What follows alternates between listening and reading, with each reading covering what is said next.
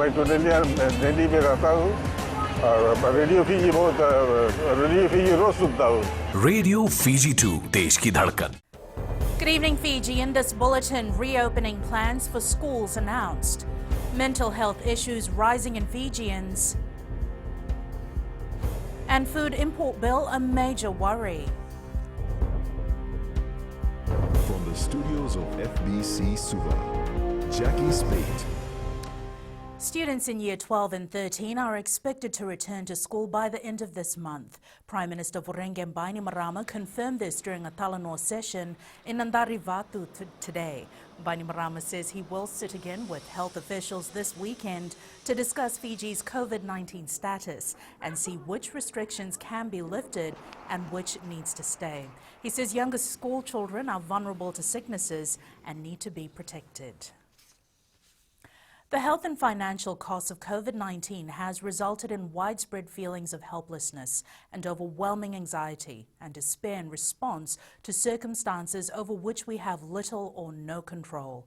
This has seen more young adults and middle-aged persons, including the working class, seeking counselling in Fiji as the pandemic continues to exist. With people losing jobs and a change in routines due to the pandemic, local mental health specialists and psychotherapists have noticed an increase in the number of callers seeking help. Venina Rakautonga has more. Coronavirus has changed the lifestyle of Fijians, and many are still trying to adjust to the current situation.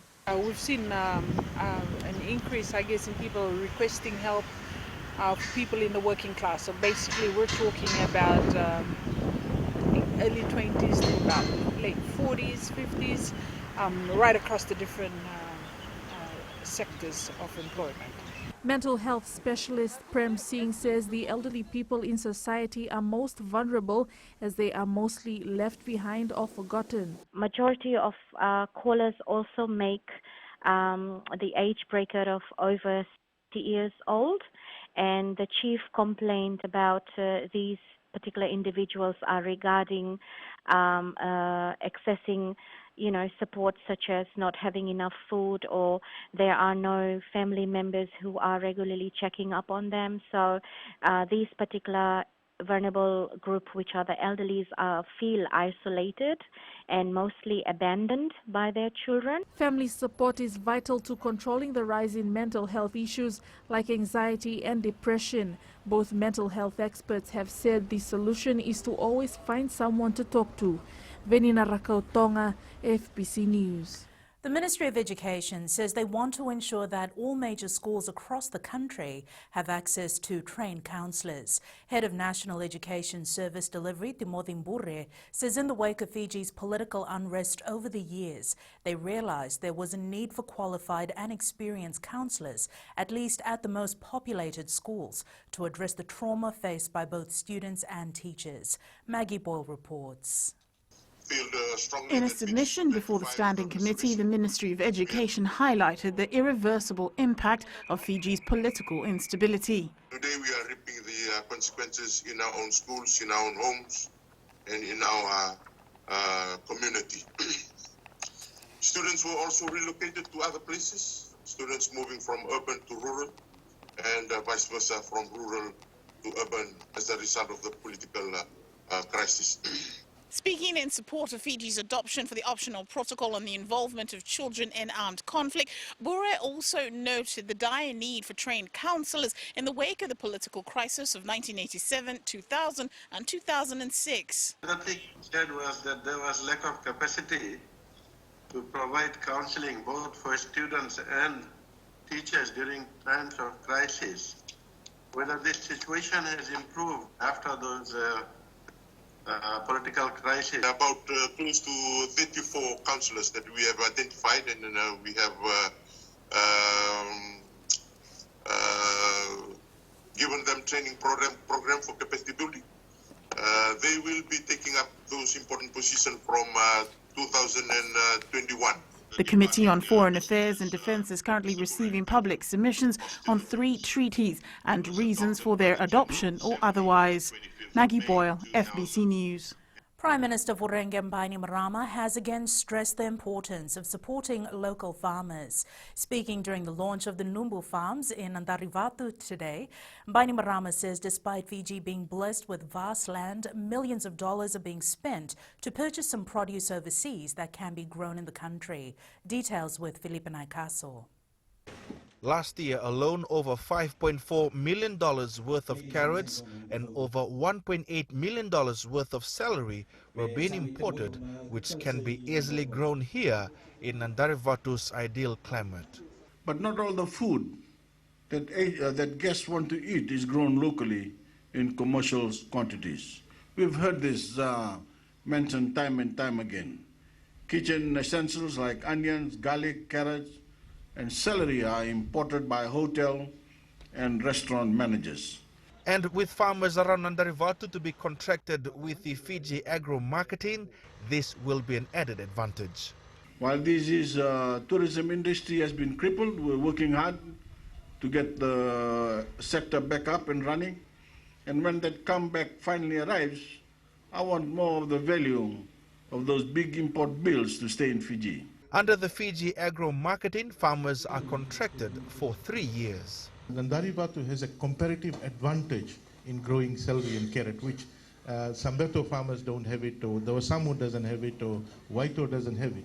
You have a comparative advantage, which means that I don't think other places can grow celery and carrot as well with high productivity as you.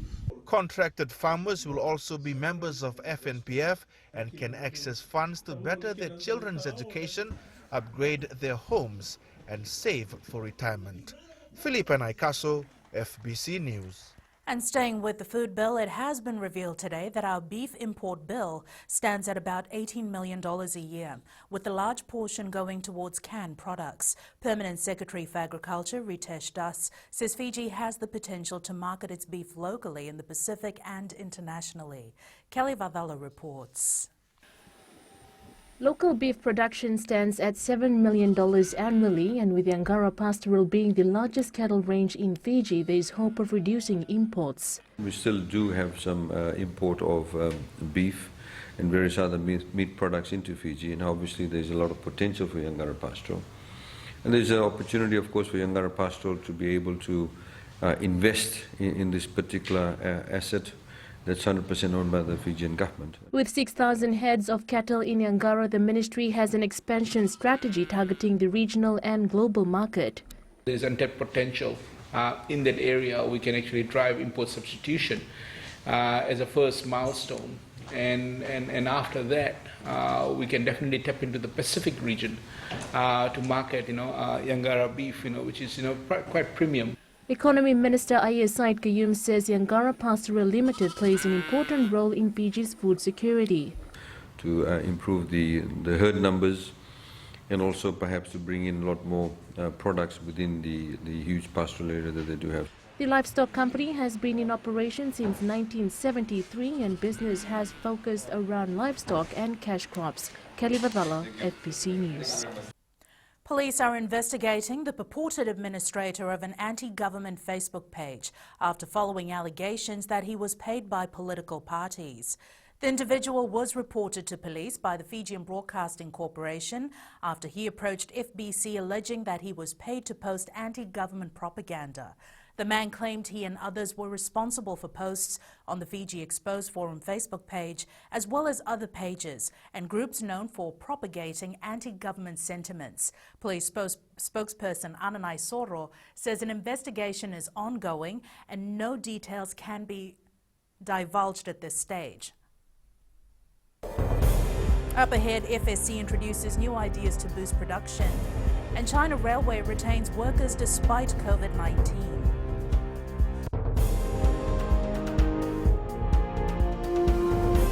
Pula natang ko proslan ngarse go erkraki do televizyon na barong na Radio Fiji 1 nandomo ibiti. Radio Fiji 1 nandomo ibiti.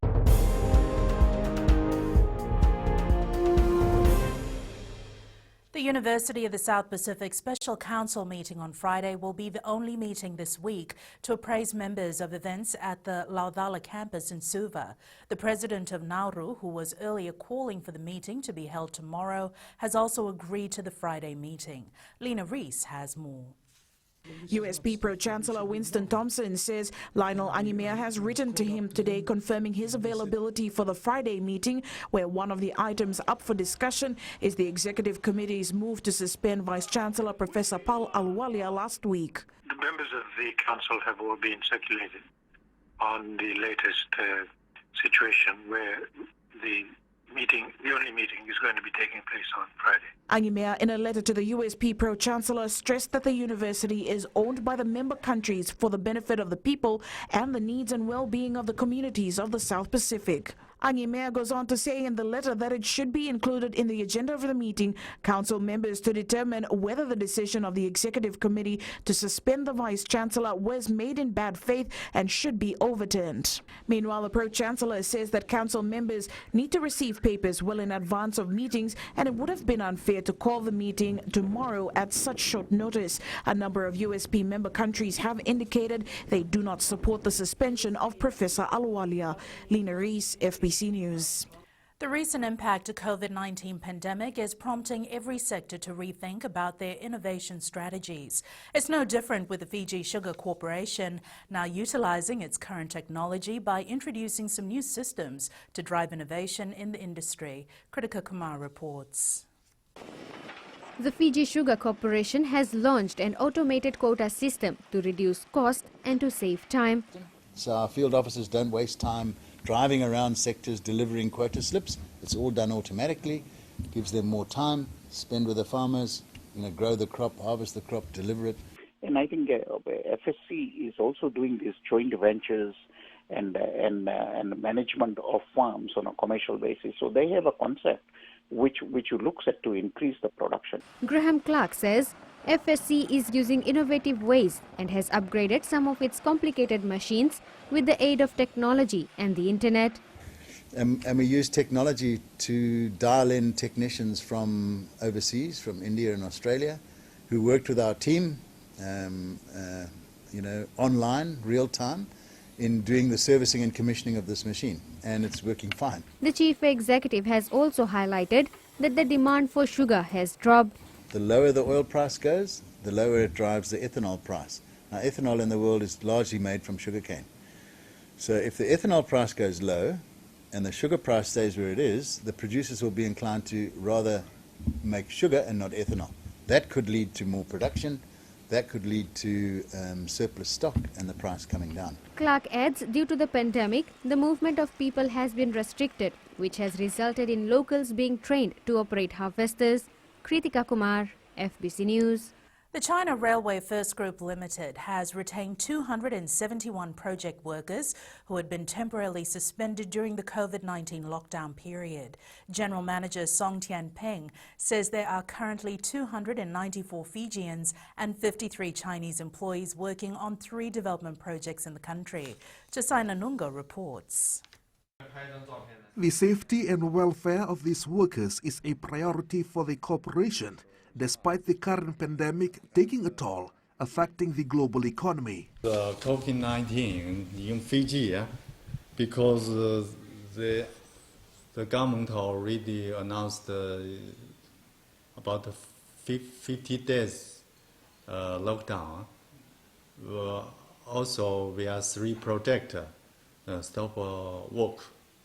Protection measures are implemented by us to secure both Fiji and Chinese employees' safety and health, including we are giving them some medical supplies like facial masks and hand sanitizers, and also we are giving them the body temperature check twice a day. The manager says there are currently 10 Chinese workers in China who are unable to return to Fiji due to the travel restrictions. However, he says the workforce continues to increase every year in an effort to meet the ever-increasing demand of the market. We have 3 programs. One is 90 pump supply project. Another is level line developer project, and another is Fiji Holding Limited Tower project. China Railway First Group Fiji Corporation Pte Limited is planning to diversify its operation and the effective implementation of future projects in the country. Choseyanunga, FBC News. The occupation of rental spaces in the country is taking a dip due to the impact of coronavirus pandemic. The Real Estate Agents Licensing Board has been monitoring the market, whereby lots of rental properties are now vacant due to the tight budget of Fijians. Kritika Kumar reports. The real estate agents have raised concerns with the RealB regarding the reduced activity in the market due to the deadly virus. Well, of course, the agents, they very much depend on numbers they collect on individual transactions. So if there is a number reduces, then of course their income will also drop. The RealB believes a lot more people are moving out of rental properties and staying with families. There are a number of factors that is affecting the rental properties. One is where the people have been laid off, they have no income. Other is where their number of hours of work has been cut down, again their income will drop. One of the real estate agents says they have repositioned themselves on how they do business. Due to the economic crisis, Fijians are also downgrading their rental properties. People are downgrading. They lived in a property which was 1,000. They want to go to something which is about 800. So, yeah, you have to work harder. The board believes it will take more than 6 months for the sector to recover. Kritika Kumar, FBC News. Fiji's bauxite export to China has significantly decreased over the last few years. Minister for Lands and Mineral Resources, Choneo Sumate, reveals this is due to factors beyond our control. Eleanor Tarangaivu reports to date, Fiji has already made 26 shipments to China, totaling 1.4 million dry tons of bauxite. Current market difficulties, low demand and low ore quality have been affecting Fiji's bauxite export to China since 2015. At the moment, for a number of some period now, the exports have declined because of world conditions in bauxite and other things beyond our control here in Fiji. Sinfa Aurum Exploration Fiji Limited started shipping bauxite to China in 2012 when it sent a total of 5 shipments. In 2013, there were 8 shipments, and the year after, 7 shipments.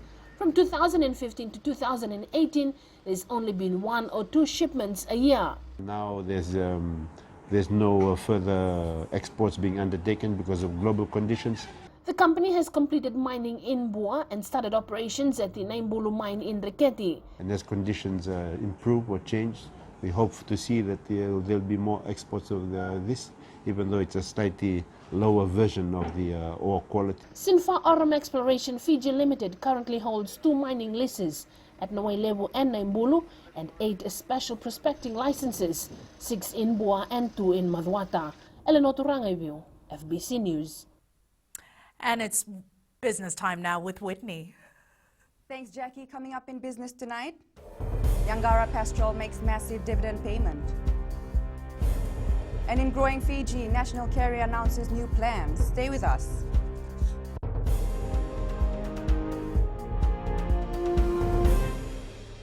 My name is Neha and I'm from Kadavi.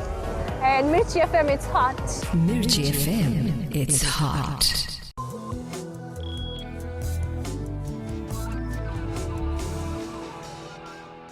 Yangara Pastoral Company Limited this morning made a 3.5 million dividend payment to the government. Economy Minister A.S. Syed Kume says the company plays an important role in respect of contribution towards Fiji's food security. Syed Kume says payment is from years 2013 to 2015. We look forward to the next few years too, not just in terms of dividend payment, but also for the company to be able to reinvest into the company itself, to be able to improve the quality of the assets that they have. When we look at the import bill, it stands at about $18 million of imported beef that comes into the country. Local production stands at about 7, so you can see that there is untapped potential in that area. Wall Street closed higher today following an announcement by the U.S. Federal Reserve regarding its corporate bond purchasing program. This has boosted investor confidence, which had been wavering amid a spike in new COVID-19 cases. British giants BP has written down its assets by 17.5 billion after concluding that oil prices will stay weaker than it expected for a long time. Last week, BP said it would cut about 15% of its workforce in response to the coronavirus crisis. We now join Sinifa from HFC Bank with the latest from the money markets. Let's see what's making headlines in the forex market. The US dollar nest losses today after the US Federal Reserve announced it would begin broad buying of corporate debt, boosting investor sentiment and appetite for riskier currencies.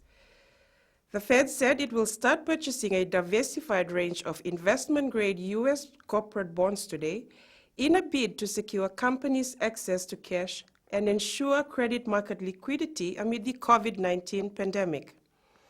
The announcement dispelled for now concerns about a second wave of coronavirus infections that had weighed on the mood in the previous trading session. This drove the risk-sensitive Aussie and Kiwi dollars and stocks higher, while safe haven treasuries and the greenback fell. The Reserve Bank of Australia reiterated in minutes from its June meeting that the national economic downturn may not be as bad as first feared. That's all from HFC Bank for now. Vinaka.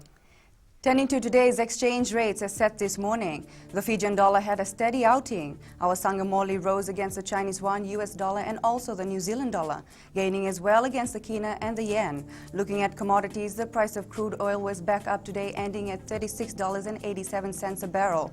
Gold was down to $1,729 per ounce, and silver was down by 11 cents to close at $17.37 an ounce.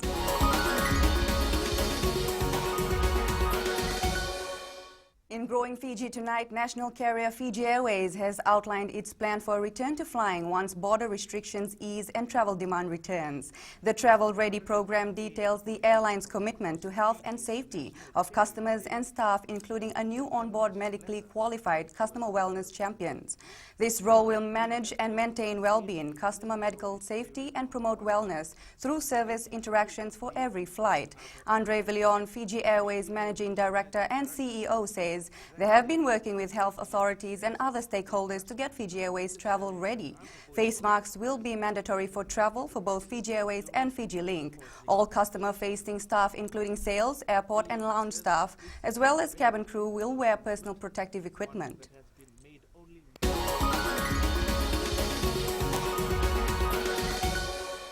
That's it from Business Tonight. We now join Venina with the latest in sports. Thanks, Whitney. Good evening. In sports tonight, Fiji FA to host combined IDC and cricket. Fiji's international matches still in the cards. This and more coming up.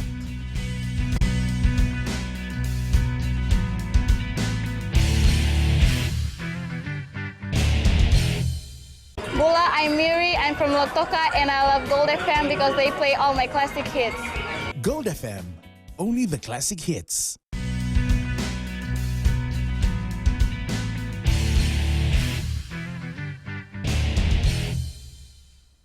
The Fiji Football Association for the first time will host a combined inter-district championship.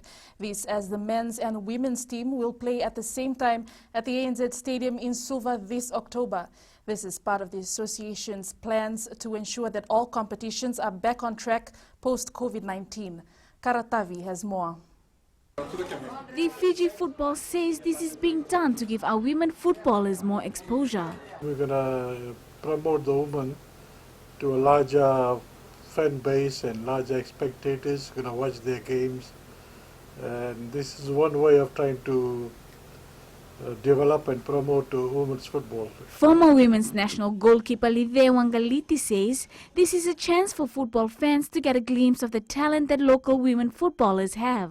The capability of women in that particular sport, and also the fans can also see the different talent that we have with women and how skillful they are. Fiji Football Association has already started working with the Fiji Sports Commission to ensure that the venue is available and ready before the IDC. The competition team is working with them to ensure the availability and all the three grounds, because we will be holding the women's IDC with the men's IDC both at one venue.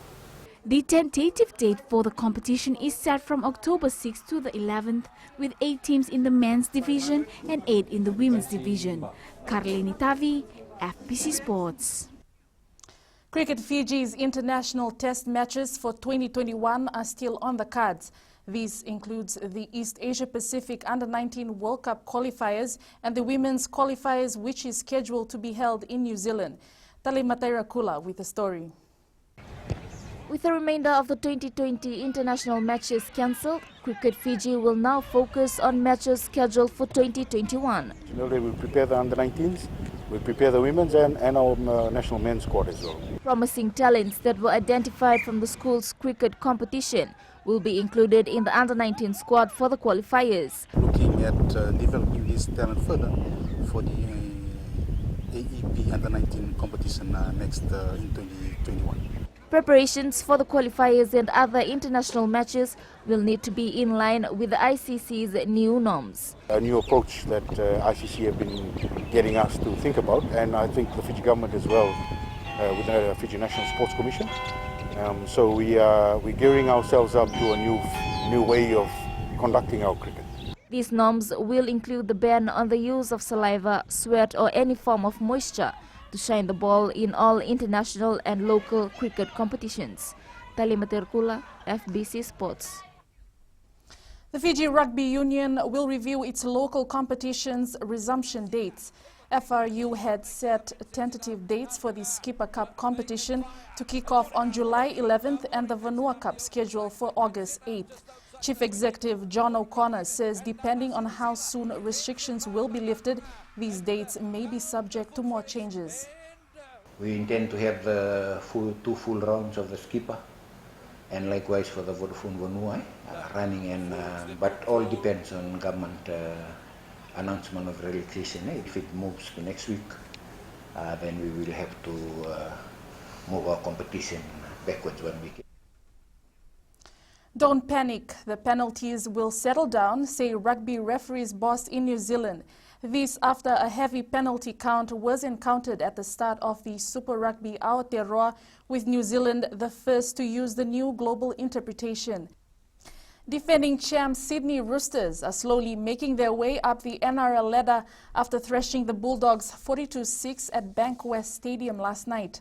The Roosters now sits at 6th place with 3 wins from 5 games. That's it from sports tonight. Coming up in new media, Samsung to release a 5G powered device. This and more after the break.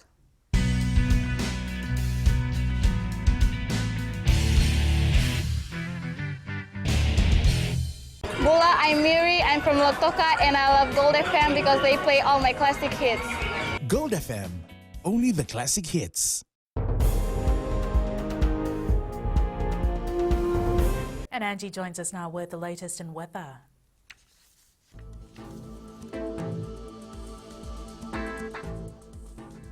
Bula, and welcome to the Weather World. There is so much to enjoy about this great weather, the cool breezes and the great combination of sunshine. The nights are super cold. I hope the adjustment is happening just right. Plus, there is a routine of early morning showers which adds to the coolness. Now moving on to the other centers in the west. The day was amazing with so much to offer. Sunshine was spot on. Eastwards from Pakhabarasuva, amazing sunshine glared through. There is high chance of showers tonight. And up north, through it all, the day was fine. Brief showers indicated for overnight. At sea, southeast winds 15 to 20 knots, moderate to rough seas. Now turning to the tides, low tide at 9:15 p.m. with high tide at 3:37 a.m. Sunrise will be at 6:35. For tomorrow, a day just like today, perfectly gift-wrapped for the day to unwrap. Tomorrow's temps, since it's cooled, the temperatures will drop down to 18 or 19 degrees. Yes, it will be that cold at night. And looking further on to Thursday, more friendly weather conditions approaching, we're in for a good deal. That's all the weather from the Weather World. It's back to Jackie. Thanks so much for that, Angie. In Fiji Pulse tonight, we ask, what do you think can be done to help protect our elders from abuse?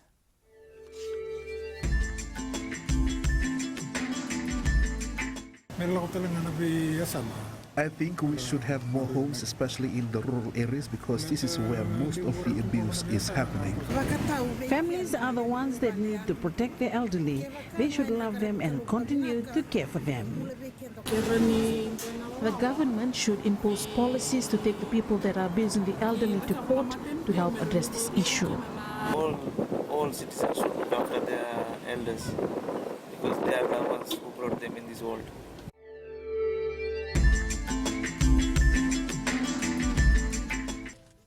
Recapping the main stories for tonight, reopening plans for schools announced, mental health issues rising in Fijians, and food import bill a major worry. Now for these stories and others, tune in daily to our sister radio station Gold FM. A poll question we're asking, is Hoskins Sotutu proving to be the best candidate for the All Blacks' number 8 position? Visit our FBC website to answer. And our shot of the day, again from Raki, Rebecca Marama captured this sunrise in the western town. Remember, you can send us newsworthy pictures and videos on email fbcnews@fbc.com.fj, via Facebook page FBC News and our Twitter page at FBC_news. That's your news for tonight. Until tomorrow, from the team and I, stay safe. Bye for now.